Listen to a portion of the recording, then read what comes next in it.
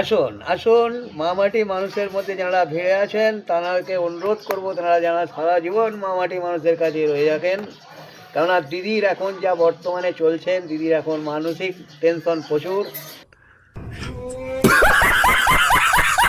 তাই দিদি এখন কিছু করতেই পারছে না। তাই দিদিকে যদি ভালো রাখতে চান, তার সবাই মিলে আপনারা একজোট হয়ে দিদির কাছে এগিয়ে যান।